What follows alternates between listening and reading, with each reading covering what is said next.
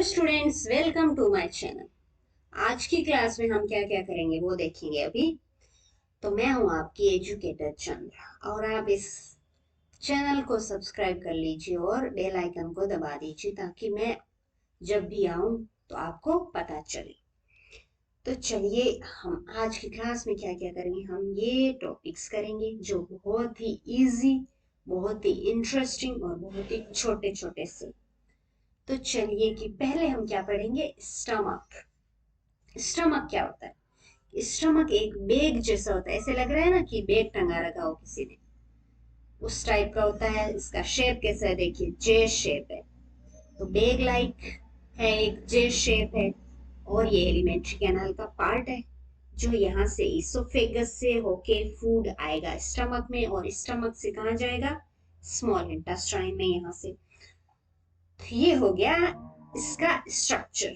अब है इसकी जो अंदर की जो लाइनिंग है, जैसे इस फोटो में देखिए, जब हम अंदर से देखेंगे ना, अंदर से ये ऐसा दिखता है, ऐसी लाइनिंग होती है इसकी। तो अंदर की लाइनिंग है ना, वो क्या क्या सिक्रेट करती है, वो म्यूकस सिक्रेट करती है, वो हाइड्रोक्लोरिक एसिड सिक्रेट करती है, और वो डाइजेस्टिव एंजाइम्स भी सिक्रेट करती है। तो अब देखते हैं कि वो म्यूकस क्यों सिक्रेट करती है।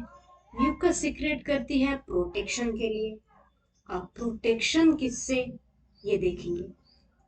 हाइड्रोक्लोरिक एसिड ये क्या करता है, ये करता है एसिड है जो किल करेगा किसको, बहुत सारे बैक्टीरिया जो फूड के साथ हमारी बॉडी में चले जाते हैं, उन बैक्टीरिया को किल करेगा।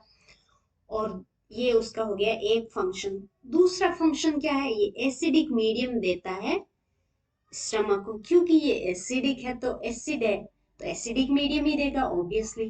तो एसिडिक मीडियम क्यों चाहिए स्टमक को, स्टमक को एसिडिक मीडियम इसलिए चाहिए क्योंकि जो स्टमक ने जो डाइजेस्टिव जूसेस सिक्रेट किए हैं, तो उनको फंक्शन करने के लिए क्या चाहिए, एसिडिक मीडियम चाहिए। एसिडिक मीडियम नहीं होगा तो वो काम नहीं करेंगे। डाइजेस्टिव जूस है जो स्टमक के, वो एसिड मीडियम के बिना काम नहीं करते हैं। तो इसके लिए हाइड्रोक्लोरिक एसिड चाहिए। तो दो फंक्शन होंगे हाइड्रोक्लोरिक एसिड के। अब है कि म्यूकस क्या प्रोटेक्ट कर रहा है, इनर लाइनिंग को स्टमक की, किससे, हाइड्रोक्लोरिक एसिड से।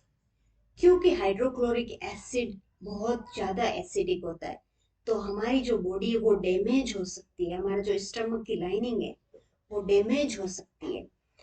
तो उसको प्रोटेक्टिव रखने के लिए, उससे प्रोटेक्शन देने के लिए पहले क्या सीक्रेट होता है, म्यूकस सीक्रेट होता है, ताकि बॉडी है जो, सॉरी, जो स्टमक है उसकी लाइनिंग या उस स्टमक का जो अंदर का जो पोर्शन है वो प्रोटेक्ट रहे हाइड्रोक्लोरिक एसिड से। और हाइड्रोक्लोरिक एसिड भी जरूरी है। फिर है कि जो डाइजेस्टिव जूसेस है स्टमक के, उनका क्या फंक्शन है। डाइजेस्टिव जूसेस क्या करते हैं, ये ब्रेक डाउन कर रहे हैं प्रोटीन को इनटू सिंपलर सबस्टेंस। तो प्रोटीन के जो सिंपलर सबस्टेंस है वो क्या होते हैं, अमाइनो एसिड्स। तो तीन सिक्रेशन है स्टमक के, और तीनों के अलग अलग फंक्शन हमने देख लिए। और डाइजेस्टिव जूस का फंक्शन क्या हुआ, प्रोटीन डाइजेशन। यहाँ पे only and only protein digestion हो रहा है, ना कार्बोहाइड्रेट का हो रहा है ना फैटी एसिड का हो रहा है। कार्बोहाइड्रेट का किसमें हुआ था इससे पहले, इससे पहले हुआ था माउथ में, माउथ में ओनली एंड ओनली कार्बोहाइड्रेट का हुआ था। स्टमक में ओनली एंड ओनली प्रोटीन का हुआ है। अब देखते हैं कि जो चर्निंग है, फूड चर्निंग, जो स्टमक में 3 आवर्स तक रहती है, यानी कि 3 आवर्स तक फूड क्या है, स्टमक में रहेगा और यहीं पे धीरे धीरे रोटेट करता रहेगा। ऐसे रोटेट क्यों करेगा, क्योंकि उसका उसमें डाइजेस्टिव जूसेस मिक्स हो रहे हैं, उसको डाइजेस्ट कर रहे हैं, और हाइड्रोक्लोरिक एसिड भी मिक्स हो रहा है उनके अंदर से, ढूंढ ढूंढ के बैक्टीरिया को मार रहे हैं। तो ये सब फंक्शन करने के लिए यहाँ पे जो है 3 आवर्स तक क्या है, फूड यहाँ स्टे करेगा स्टमक में। हम कोई भी खाना खाते हैं, कब जब भी खाना खाते हैं ना, तो 3 घंटे तक हमको बिल्कुल भी भूख जैसा एहसास नहीं होता है। उसके बाद से वापस थोड़ी थोड़ी भूख लगने लग जाती है। तो उसका रीजन है कि उस 3 घंटे तक फूड है वो हेल्थी ह्यूमन बॉडी के अंदर स्टमक के अंदर रुकता है। फिर है कि डिस्कवरी कैसे हुई थी इस डाइजेस्टिव सिस्टम की। ये बहुत इंटरेस्टिंग है, क्योंकि यहाँ क्या हुआ था, कोई युद्ध चल रहा था, उसमें एक सैनिक था मार्टिन। कब हुआ था ये? 1822 यानी कि 1822 में क्या हुआ, एक मार्टिन नाम का एक कोई सोल्जर था जिसको एक गन का शॉट लग गया। तो उसको फिर बचाने के लिए डॉक्टर आए, आर्मी के डॉक्टर थे, उनका नाम था विलियम बोमेंट। तो विलियम बोमेंट ने क्या किया, इनका जो ये आर्मी के मेंबर थे, इनका इलाज किया, मार्टिन का इलाज किया। किसने? आर्मी डॉक्टर ने, बोमेंट ने। तो इन्होंने क्या किया कि इसको बचा तो लिया मार्टिन को, बट उसका जो गन शॉट की वजह से होल हो गया था बॉडी के अंदर, उसको वो क्लोज नहीं कर पाए थे। तो उसके आर पार देख सकते थे, बट पट्टी लगा के रखते थे, ऐसे नहीं कि फिर मक्खियां घुस रही है उसके अंदर। बट वो हॉल है वो पूरी तरह से क्लोज नहीं हुआ, वो ओपन था। तो बोमंट ने क्या सोचा कि इसका हम क्यों ना फायदा उठाया जाए। तो उन्होंने क्या किया, स्टमक के अंदर झांकना शुरू किया। वो घंटों घंटों तक उसके अंदर झांकते रहे। तो झांकने से उन्होंने ऑब्जर्व किया, क्या ऑब्जर्व किया कि उन्होंने देखा कि फूड उसके अंदर चर्निंग कर रहा है, यानी कि धीरे धीरे रोटेट कर रहा है, काफी टाइम तक, 2-3 घंटे तक उसी के अंदर फूड चर्निंग कर रहा है स्टमक के अंदर। और स्टमक है बहुत सारे फ्लूइड सिक्रेट कर रहा है, जिससे वो फूड है उसका डाइजेशन हो रहा है, फूड कन्वर्ट हो रहा है किसी और, मतलब और फॉर्म में, और छोटा हो रहा है। तो डाइजेशन हो रहा है कि और स्टमक है वो कुछ ना कुछ सिक्रेट कर रहा है।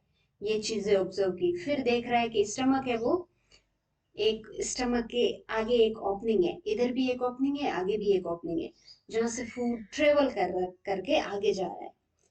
और आगे जाने के बाद फूड जब डाइजेस्ट हुआ, आगे जाने के बाद अब स्टमक क्या हो गया, इम्पटी हो गया। तो इसका मतलब है कि जो जितना डाइजेशन स्टमक के अंदर होना था वो होने के बाद है, वो फूड ट्रेवल कर रहा है नेक्स्ट पार्ट में। और नेक्स्ट पार्ट क्या है? Small intestine. तो ये सब चीजें उसने ऑब्जर्व की किसके अंदर? मार्टिन के स्टमक के अंदर। शॉर्ट गन का ये फायदा हो गया हमको। इसके बाद आता है स्मॉल इंटेस्टाइन। तो स्मॉल इंटेस्टाइन भी बहुत इंटरेस्टिंग पार्ट है। ये क्या है? हाईली कोइल्ड पार्ट है, हमारी बॉडी का सबसे कोइल्ड पार्ट है, क्योंकि इसका लेंथ है, जब हम कोइलिंग हटा के इसको लंबा करके देखेंगे, इसका लेंथ होता है 7.5 मीटर, इतना लंबा होता है। तो इतना लंबा है, तो हमारी बॉडी में कैसे रहेगा? कोइलिंग होके रहेगा हमारी बॉडी के अंदर। और स्मॉल इंटेस्टाइन में क्या होता है कि जो लीवर और पेनक्रिया जो सीक्रेट करते हैं जो भी डाइजेस्टिव जूसेस, वो कहाँ आके फंक्शन करेंगे? वो फंक्शन करते हैं स्मॉल इंटेस्टाइन में आके। तो जो लीवर और पेनक्रियाज ने जो डाइजेस्टिव जूस बनाए हैं, वो जूस तो बना दिए, बट वो काम कहाँ करेंगे? वो काम करेंगे यहाँ पे स्मॉल इंटेस्टाइन में आके। यहाँ से स्मॉल इंटेस्टाइन में आएगा, और यहाँ से भी स्मॉल इंटेस्टाइन में आएगा। यहाँ आके फिर वो फूड को डाइजेस्ट करते हैं। अब लीवर के बारे में देखते हैं। लीवर क्या है? लीवर एक रेडिश ब्राउन दिख रहा है आपको कलर इसका, ऐसा होता है। और सिचुएटेड कहाँ होता है ये? अपर पार्ट ऑफ एब्डोमन और राइट साइड। जो एब्डोमन का पार्ट है, ये एब्डोमन है, इसको पूरे को एब्डोमन बोलते हैं। तो एब्डोमन के राइट साइड में होता है, राइट साइड ये यहाँ पे राइट साइड में, और अपर साइड में यहाँ पे, ये अपर साइड में राइट साइड में यहाँ प्रेजेंट होता है ना।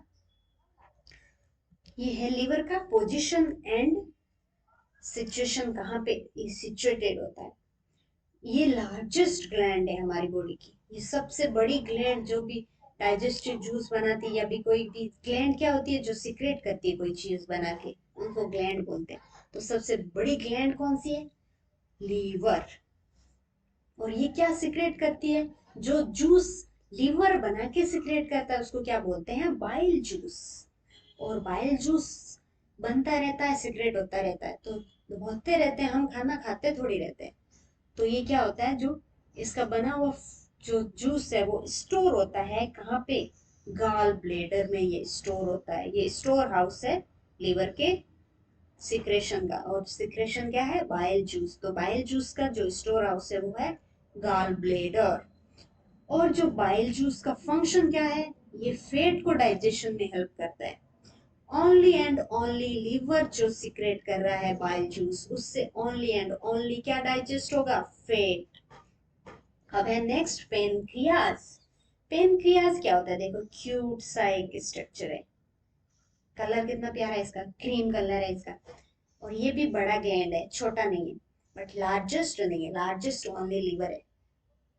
और ये कहाँ लोकेटेड होता है, ये लोकेटेड होता है बिलो द स्टमक, यानी कि जो स्टमक है उसके यहाँ पे लोकेटेड है, बिलो, बिलो द स्टमक।